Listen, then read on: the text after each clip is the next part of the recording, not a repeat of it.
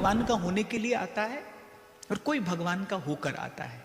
आते तो केवल दो ही प्रकार के जीव हैं संसार में, बस बात यह कि आप और मैं भूल जाते हैं, वरना उद्देश्य तो आपका यहां आने का एक ही है। कोई पूछे समुद्र में कोई क्यों उतरा, सीधी बात है भाई, उस पार जाने के लिए। अब कोई समुद्र को ही गंतव्य समझ ले, वो केवल लहरों के साथ खेलने को ही जीवन की उपलब्धि समझता रहे, समुद्र में जो रत्न है उसकी ओर कभी ध्यान ना जाए, तो इसमें दोष किसका है? दो ही प्रकार के जीव तो आते हैं संसार में, एक भगवान का होने के लिए आता है, एक भगवान का होकर आता है। जो भगवान का होकर आता है उसका होकर ही भगवान का हुआ जा सकता है, उसका होकर ही भगवान का हुआ जा सकता है। तो द्रौपदी, जैसे आप लोग कहते हैं ना, of the people, for the people, by the people, ऐसे ही द्रौपदी है, of Krishna, for Krishna, by Krishna.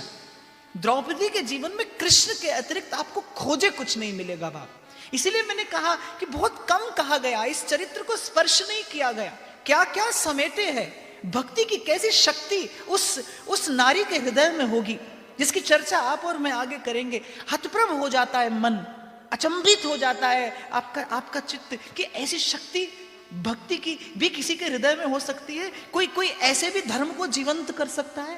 पल पल अपने सुख को न्यौछावर करती चली द्रौपदी कृष्ण के पाद पद्मों पे, कृष्ण के चारों चरणों पे। जो मैं कई बार कहता हूं आपसे, हजारों बातें, लाखों सवाल, जवाब एक सिर्फ तुम, केवल कृष्ण। तो द्रौपदी का जन्म नहीं है, द्रौपदी का प्राकट्य है। वो कृष्ण के लिए आई है, वो कृष्ण की है, वो कृष्ण के लिए आई है, वो कृष्ण की है। वो केवल कृष्ण का कार्य करने के लिए इस धराधाम पर आई है, और बाप भगवान का कार्य करने के लिए, भगवान का कार्य करने के लिए आपको केवल सुख और समृद्धि का ही नहीं, कभी कभी अपनी कीर्ति का भी त्याग करना पड़ता है। इतिहास साक्षी है, प्रमाण देता है काल इसका। ये भगवान की लीला थी, ये भगवान की इच्छा थी। भगवान को चाहिए कोई ऐसा चरित्र जो उनके लिए उनके कार्य के लिए अपनी कीर्ति भी न्यौछावर कर सके। और मैं आपको एक बात निवेदन करूं, ये सरल नहीं होता। अपनी सुख सुविधा का त्याग कर देना सरल है, धन संपत्ति छोड़ देना भी सरल है, घर छोड़कर भी आप चल देंगे, सो भी मुझे समझ में आता है। लेकिन अपना यश छोड़ दिया जाए, अपनी कीर्ति छोड़ दी जाए, जिसके लिए एक सत्पुरुष जीवन धारण करता है, जिसके लिए एक सज्जन लोग जीते हैं। सज्जन व्यक्ति कभी धन के लिए नहीं जीता, सज्जन व्यक्ति संपत्ति के लिए नहीं जीता, सज्जन व्यक्ति तो केवल अपने सम्मान के लिए जीता है। और ऐसा अवसर उपस्थित हो जाए कि भगवान के लिए सम्मान भी न्यौछावर कर देना पड़े, कुछ भी तो न रहे आपके पास, न्यौछावर कर दी।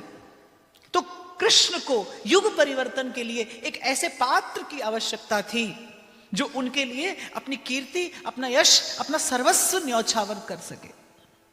इसीलिए वो कोई गाता है ना कि प्रीत लाणी बड़ी सौखी है सांवरे दे नाल, निभानी बड़ी औखी है सांवरे दे नाल। प्रेमी कुछ करे ना करे बाप, वो प्रेम करे इतना पर्याप्त है, उसका पूरा जीवन तपस्या हो जाता है। एक भक्त का सारा जीवन यज्ञ होता है, इसमें देता है वो आहुति पल पल अपने सुख की, न्यौछावर करता है वो पल पल अपना सुख।